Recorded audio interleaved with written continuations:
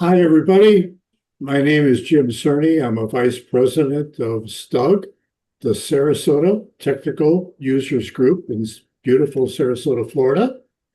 And it's 6:30 on Wednesday, the 1st of October. The weather's getting cooler down here in Sarasota.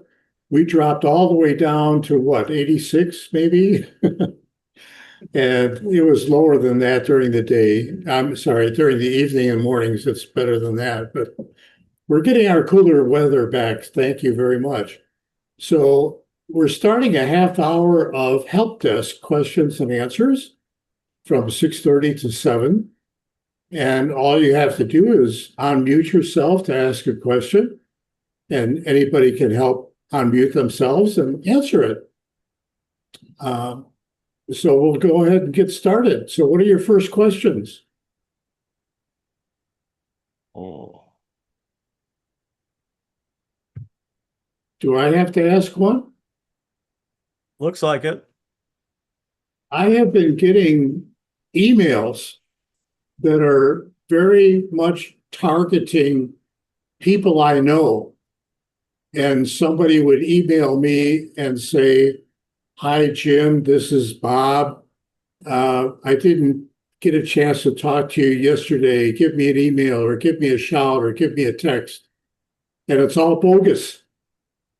So they are getting into my address book somehow or my chat box. Does anybody else have similar issues where there are people, particular names in the text or the email that you're getting asking you to call back or contact them? I've had that for years. For years. Okay. For I me, it's mean, I just mean, it happens sporadically. Sometimes somebody will get hold of somebody's address book, and it happened to me too. somebody got hold of mine at one time and sent out bogus emails that looked like me from me.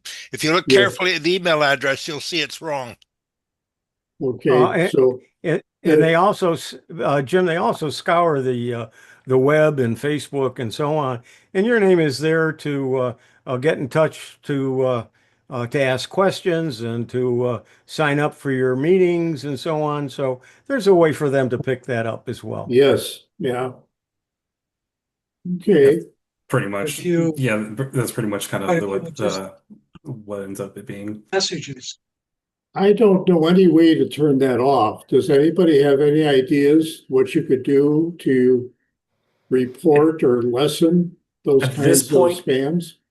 oh, sorry, I was seeing the raised hands. I don't know if I heard the just speak. So if I could provide an answer, otherwise I can leave it to somebody who's Oh, raised their yeah, hand in the go. Zoom chat. Okay. Good joke.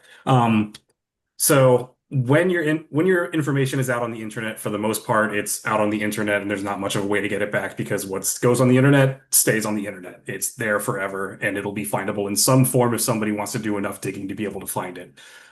Social media presence is pretty much omnipresent in all things. So they can get information about like people that you know because for the most part, friends lists are usually going to be publicly available information. So they could just find a name on there and just kind of make an account, say, "Hey, I'm this person. Call me. I totally won't take your money." The best thing you can do is if you can get in contact with whoever is allegedly contacting you through a means of communication that you know will go to that person. Do that. Make sure that they're not the ones who are sending you that message, and if they're not, block whatever email that it was that you got. And that's kind of what you can do at this point. It's more so to mitigate the damage than to stop it entirely. The Okay, other thank thing, you. the other thing in planning ahead a little bit, what you can do is to get a second email address and use that when you're posting stuff, and then have one email address for your mail and for your friends and family and so on. I'll Another let thing John Okay, see, you can do is you can report the information to wherever it seems to have come from. If it's an email from their ISP provider or if your own ISP, or you can report. I think in the US there's something you can report. There's I know there's one in Canada. It's really difficult in Canada, but there's something in the government that, although they may not have any employees in there anymore, but that where you can report if it's a fake phone number or whatever it is, you can report those things. Yeah, Okay, Jalen thank has you. her hand up. One of the things that I do, especially when something strange or odd comes in, if it's from a friend even, is I will always hover, and I think this works in Outlook, and I use Gmail, but I think it works in other apps as well, where you can hover over the incoming email and see the actual address that it's coming from. Invariably, it is not from the person they are telling you that it is. So hovering over that incoming email when it's open can help you figure out if it's good or bad. I immediately block and report it as spam in Gmail.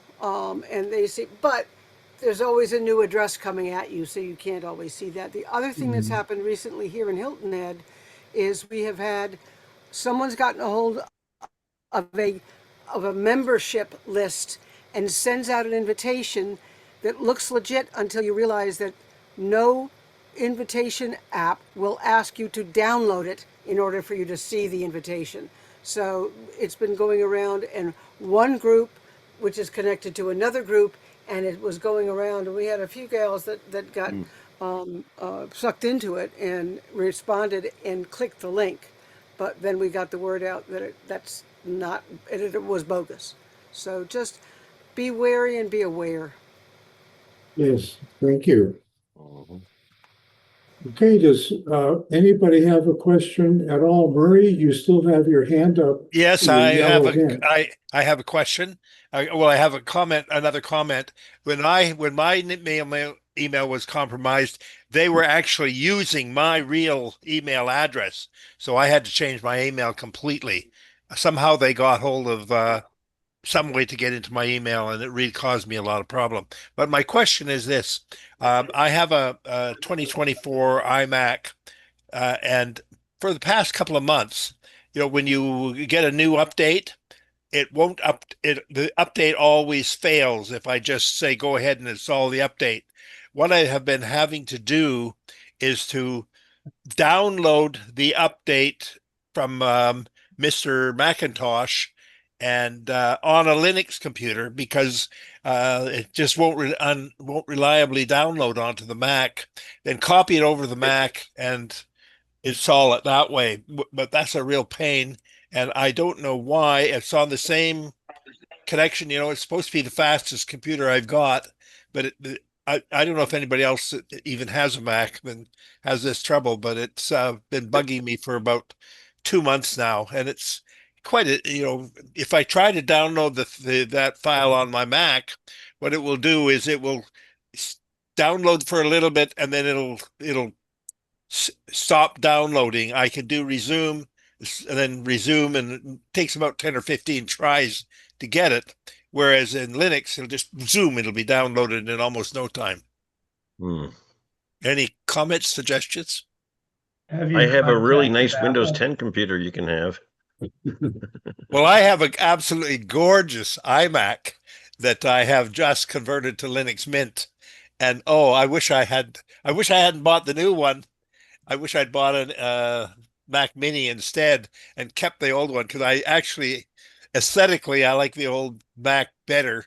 And working with Linux Mint, it just works absolutely beautifully. But it's 2017, so that won't get security updates anymore since August. So it's just like Windows 8 or something. You don't want to have it on the internet if it's running an obsolete operating system. Murray, have you called Apple directly, the support at Apple, about Oh it? yeah, and then the couple of times they didn't help me at all. They didn't even tell me how to download it manually. I had to figure that out on my So own. odd. Oh, that is so odd because we have a lot of folks come in at the Computer Club Resource Center and we call Apple for and they're almost always Well, lots of times they're good, but not this time. it That's just too depends. bad. It just depends which agent you get. True. And the one I got didn't really know how to do it. In fact, didn't even understand that the issue was that downloading was not happening properly. I would call back again and get a Amen. different agent. Oh, I will. I will. I mean, I've now got a routine how to do it, a workaround, and I'm going to call again and say, okay, this is what's happening, but this is supposed to be my best computer. This shouldn't happen. Yeah. Okay.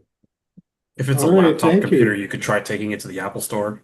If it's a Well, there's laptop. no If it's a Apple desktop, Store. then It would cost me $200 to go to the nearest Apple store because never mind. I'd have to take a ferry both ways. Yeah, never mind. Uh, Okay, thank you. Do we have any other questions from anybody? Okay, hearing none. My next suggestion would be for you to volunteer the best app or best software app that you've enjoyed the most the last 6 months or year. An app that's not been around a long time, but maybe something a little bit newer that you've enjoyed Well, besides YouTube.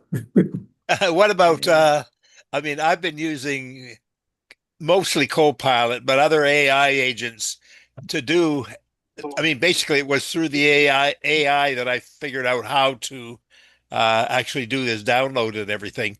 And I've found it, I would say that using the AI tools has been the most fun. And actually setting up the Linux Mint on the Macintosh was a lot of fun.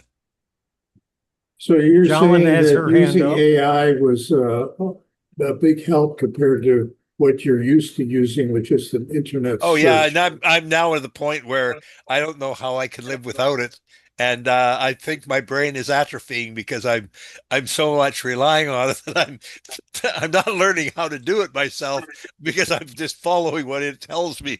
But I'll tell you, I've learned an awful lot of new Linux commands that I never knew before because I've never heard of many of them that it's come up with. And some of them are really clever. Oh, there's another one too that I've got. It's called UniGet. This is for PC, and what it does is it updates all of your software on your computer really nicely and easily. And you can even set it up to do it automatically in the middle of the night. Check what software packages you've got on your computer, what the version is that you've got, and update to the newest one, and that can go on automatically. You could do it manually, and then each time you may have. Usually, I find that every couple of days I have at least 4 or 5 programs have new updates on it, and that's a great one. Okay, what was the name of it again? Maybe you could spell it. It's called UNI. Well, I'll put it in the chat. That's easier. Okay, Yeah, We've got some people with UniGet hands up. UniGet UI is a Windows graphical user interface app that sits on top of a program called Microsoft WinGet. And Microsoft WinGet is what Linux people refer to as a package manager. And WinGet is built into Windows, and it is maintained by Microsoft, and it is a database of thousands and thousands of third-party software programs. And it can scan your Windows computer and tell you exactly what programs you have or have updates available.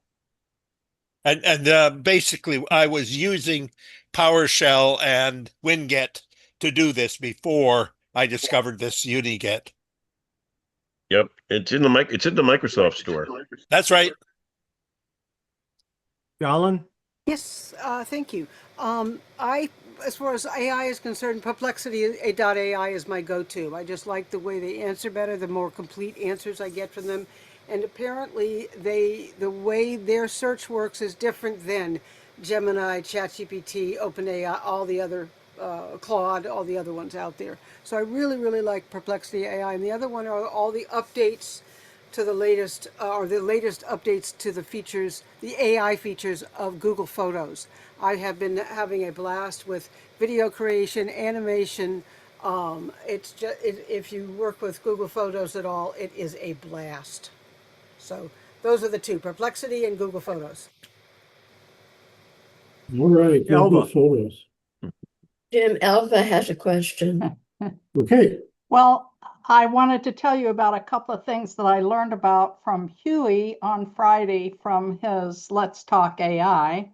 And one of them was Galaxy.ai, which is an AI aggregator that gives you access to 3,000 tools, AI tools, and it only costs $8 and something a month when I subscribed the other night. So I subscribed for a year for $99 to get access to 3,000 AI tools at Galaxy.ai. And the other thing that was demonstrated on Huey's Let's Talk AI on Friday, which I had never heard of, was a part of Gemini called Storybook. And he showed, or one of his attendees showed, how to just write a text, like write a prompt, and this flipbook is created automatically with all the images and all of the text in it automatically. And I've been trying to find a minute to try that. I can see lots of applications for that. Olivia, what was the first thing you mentioned? Can you give us an example? Galaxy Elva? AI, you mean? Yes. Yeah, if you just go there, you get access to, must be nearly every AI tool that's out there. I don't know, but 3,000, just go to galaxy.ai. I can put it in the Okay. chat. Yeah, as an Okay. example, today I had to use, I used it because I downloaded a graphic, and something in the graphic I needed to change the letters, but it was a graphic, and I wanted to, I'm getting some feedback. I don't know who it's coming from. Anyway, so what I did is I found an app in Galaxy AI that would identify fonts. And so I put the picture in, it identified the font that I wanted, and I could then go into any of my graphic editors and say I want to add text or I want to change some text, and it was the right font to use. So it made it very easy. Bob G has his hand up. yeah, Bob. Yeah, I'm using Storybook AI to create tutorials on Windows 25H2, which has now been officially released. We don't have it yet, but it has been released. So I'm using it with the prompts to come up and do tutorials on the new features in 25H2.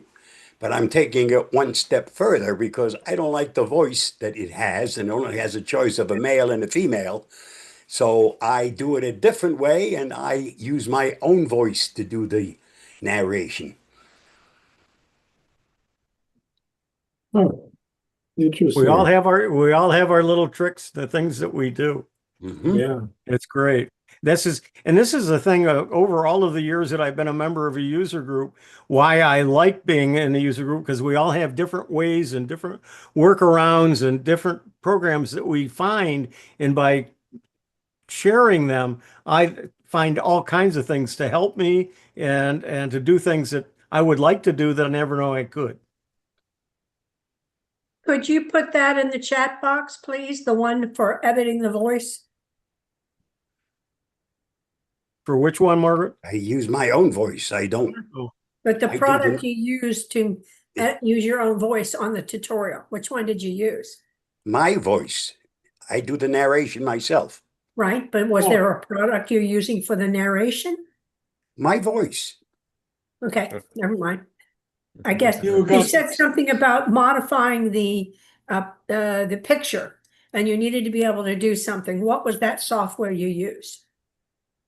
You wanted to change the font in the picture. Storybook. No. Oh, Story- the font was me. It wasn't Bob. And Okay, it was part of Galaxy.ai. all right. And then when he did the tutorial, what was he using for the tutorial? Storybook? Yes. Yes. Okay. A prompt, a storybook for what I want the tutorial to be about. In this case, it's a series on the new features in 25H2, but I do modifications and I do my own recordings. I let it play and I do my own recordings. And then I use ScreenPal to do the editing, and then it gets uploaded to YouTube. Thank you. I noticed on YouTube within the last few weeks, the latest humor craze was taking little baby faces and attributing them to the voice and mannerisms of a grown-up adult star or celebrity, such as comedian Rodney Dangerfield. There you have this little baby face using Rodney Dangerfield's voice telling jokes, and the baby kind of looks like what Rodney Dangerfield would look like if he was 1 or 2 years old, you know. It's absolutely hilarious, and I can't stop looking at it, unfortunately. It's like an accident that I can't turn away. What you bring up, Jim, is very that they good. really enjoy recently. Jim, what you bring up is something that happens and people may not realize it. And that is in YouTube, if you watch something, all of a sudden things similar to that are going to start showing up. So if you watch 2 or 3 of those, you're going to start seeing a lot of them.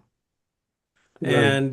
And some other things that you may not have been paying attention to that you used to watch all the time aren't showing up. And sometimes if you go looking for them and play a couple of them, that all of a sudden they'll show up.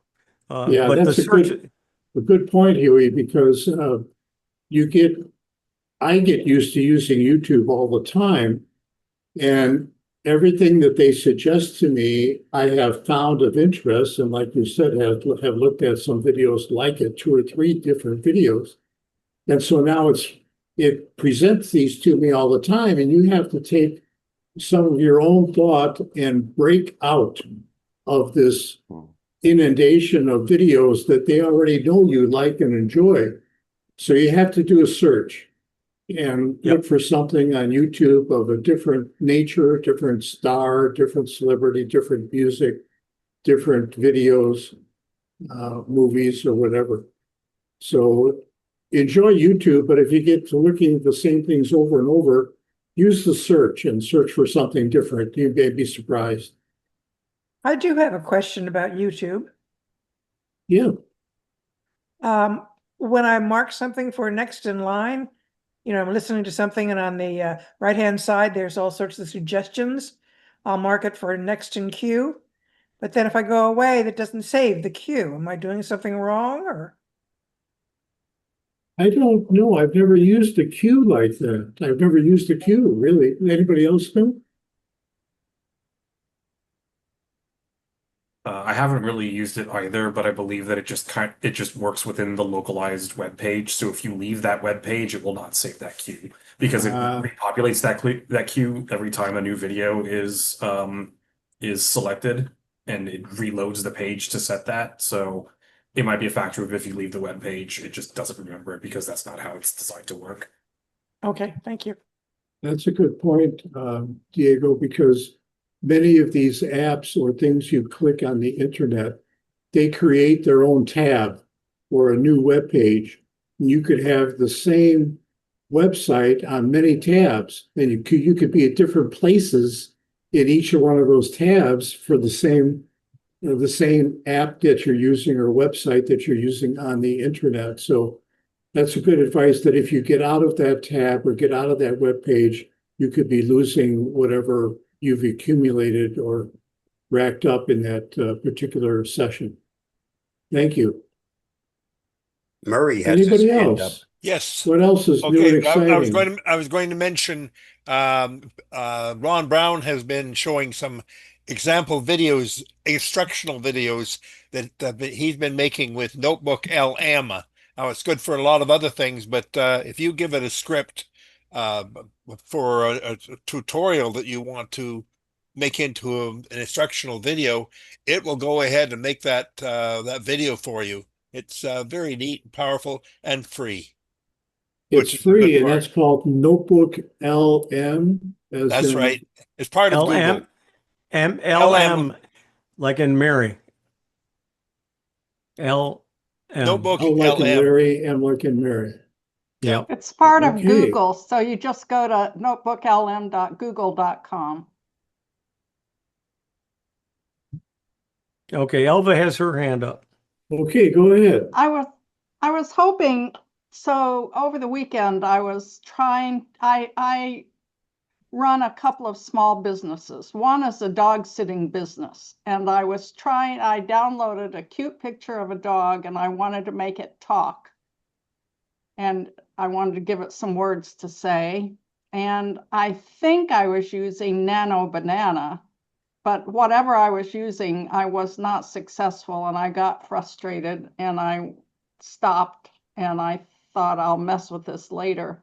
So my question is, do you know which AI tool would be good? And I'm sure there's one in those 3,000 AI tools You to can make a use Nano dog talk. You can use Nano Banana. You just have to do your prompt properly because you can instruct it to talk and you can tell it what kind of a voice to use. But remember, you only get about 5 to 6 seconds. So whatever it is, if you got a speech for it to do, that's not going to work. No, I wanted it just to say something like, "Oh, I'm so happy my sitter Elva is coming to play with me." That should be no problem. And then I wanted the other little business I do is I ride and wait for people that are going for cataract surgery or their outpatient surgeries where, you have to have somebody wait in the waiting room with you. And a lot of people don't know anybody. They don't want to impose on anybody. And so I offer that as a paid service. And I wanted to have my Kia Soul car talk. So I guess I could use Nano Banana for that as well. Yep. I'll go back and try again. Okay. Thank you. Jolene, did you have your hand up? I saw a hand go waving by. I was clapping for the work that It was clapping hands. it was my clapping hands for the work that you're doing, my dear. Thank you so much. The helping the people for cataract surgery. Yes. It was Very an good. applause for that. Yeah, I Okay. learned a lesson when I had cataract surgery back in April, and my son had to drive 50 miles, to come and be here at 6:45 in the morning and take 2 days off from work to sit in the waiting room while I had my cataract surgery. And I would happily have paid somebody to have avoided imposing on him that way. So that's when I started offering the service.